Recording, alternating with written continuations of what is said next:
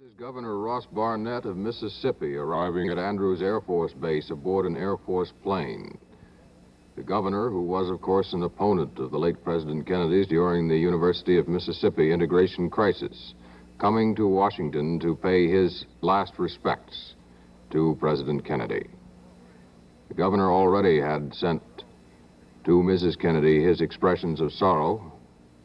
He called off a political meeting last night in Mississippi.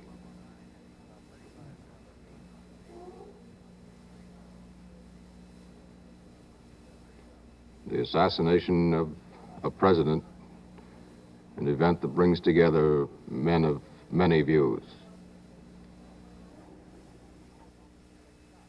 We are certainly in deep mourning and grief.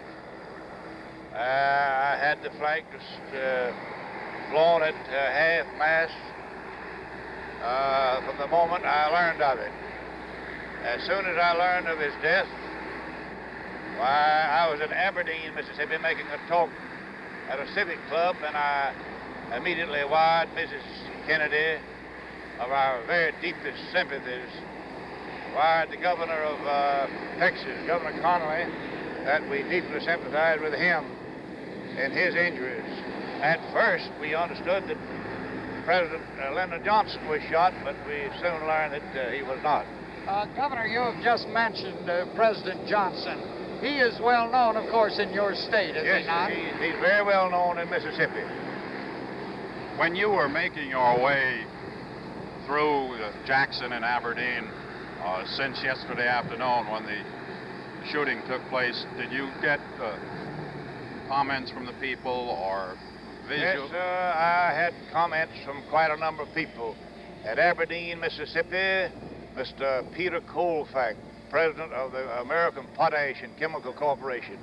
They have just put the third plant in Aberdeen. He expressed grief and sorrow as a result of this tragedy. I think that every Mississippian is indeed sorry. In fact, I know that they are all deeply grieved over this tragedy.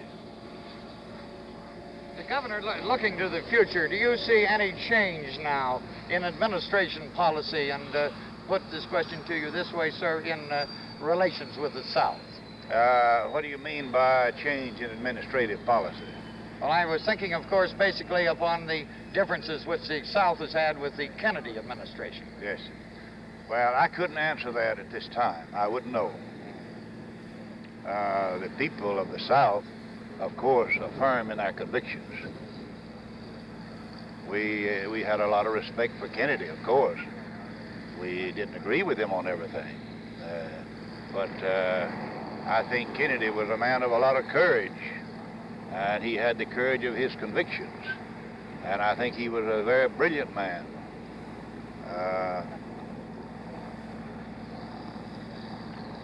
Thank you very much, sir. You're welcome. Yes, sir. Thank you, Governor. Thank you.